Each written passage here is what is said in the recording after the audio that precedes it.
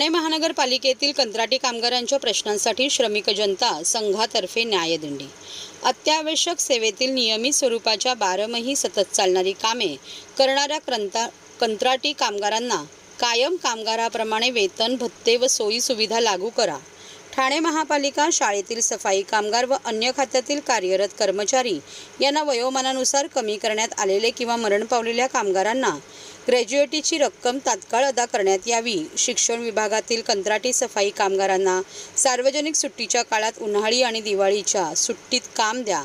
कायमस्वरूपी व अत्यावश्यक सेवेत कंत्राटी पद्धत बंद करून सर्व कार्यरत कंत्राटी कामगारांना महापालिकेच्या सेवेत सामावून घ्यावी व कायमस्वरूपी कामगारांच्या सारखे वेतन व भत्ते लागू करा।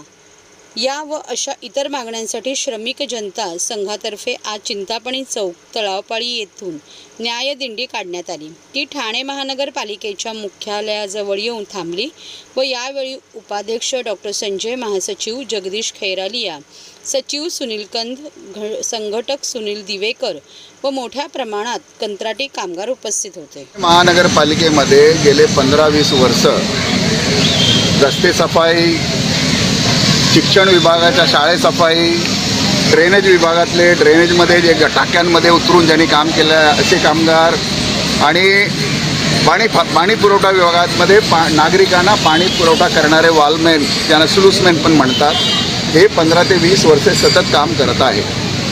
या कामगारांना साधारण किमान वेतनसुद्धा देण्यामध्ये ठेकेदार कुचराई करतात। या बाबी आम्ही ठाणे महापालिकेच्या निदर्शनास अनेक वेळा आणून दिलेल्या आहेत। 1 नोव्हेंबरला महापालिकेचे उपायुक्त मुख्यालय बांगर साहेबांच्या आदेशाने त्यांच्याकडे सर्व विभागाच्या अधिकाऱ्यांबरोबर आमची मीटिंग झाली। त्या मीटिंगमध्ये अनेक गोष्टी ठरल्या, म्हणजे किमान वेतनापेक्षा कमी वेतन देता कामा नये आणि त्या संदर्भात जर कोण देत असेल तर त्या ठेकेदारांवर कारवाई व्हायला पाहिजे। त्यानंतर समान कामाला समान वेतन द्या। आमचं म्हणणं आहे की कायम कामगार आणि कंत्राटी कामगार हे सारखंच काम करतात, म्हणजे रस्त्यावर झाडू मारणारा कायम कामगार आणि रस्त्यावर झाडू मारणारा कंत्राटी कामगार, कायम कामगारापेक्षा उलट कंत्राटी कामगार जास्त काम करतो, तर त्यांना त्यांच्यासारखं वेतन, भत्ते आणि सुविधा द्यायला पाहिजे।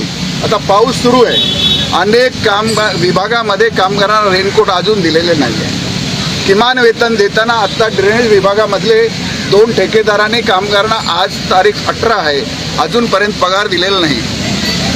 भरपगारी रजा देण्याचा जी लेवी आहे, आपली जी लेवी आहे 46% लेवी ठेकेदारांना महापालिका कशासाठी देते, तर कामगारांना वेतनाव्यतिरिक्त इतर सुविधा दिल्या गेल्या पाहिजे। जसं PF आहे, 12% PF आणि 12% ठेकेदारांनी भरून ते 24% रक्कम PFच्या ऑफिसला गेली पाहिजे।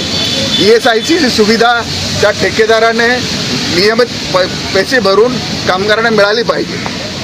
किंवा बोनस आहे, ती बोनस ॲक्टप्रमाणे दिवाळीला बोनस दिली जाते, परंतु अनेक ठेकेदार 10,000 15,000 देऊन कामगारांचं शोषण करतात।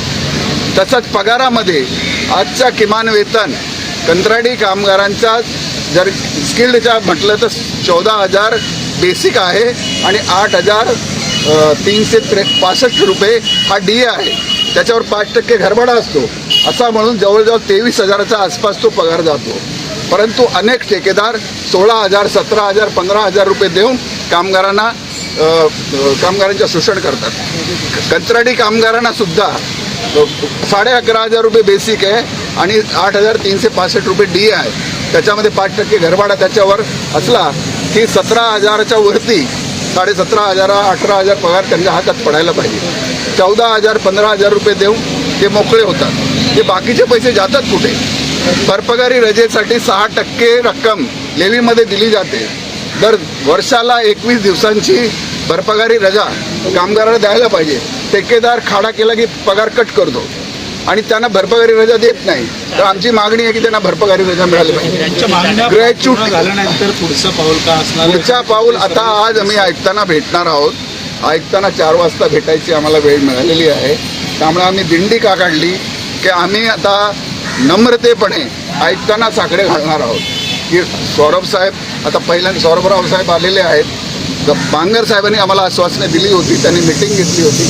1 नोव्हेंबरच्या मिनिट्समध्ये ज्या गोष्टी ठरल्या त्याच्यावर पुन्हा पाठपुरावा बैठक झालेली नाही, त्यामुळे हे ठेकेदारांना अप्रत्यक्षरित्या पाठीशी घालतायत। त्याचा निषेध म्हणून आजची ही दिंडी आहे आणि आम्ही सनदशीर मार्गाने आयुक्तांना आज जाऊन सांगणार आहोत की ही दिंडी आम्ही प्रेमाची आणलेली आहे. जर तुम्ही याच्यावर विचार केला नाही तर याचं उग्र आंदोलन करण्याची भूमिका आम्ही घेणार आहोत.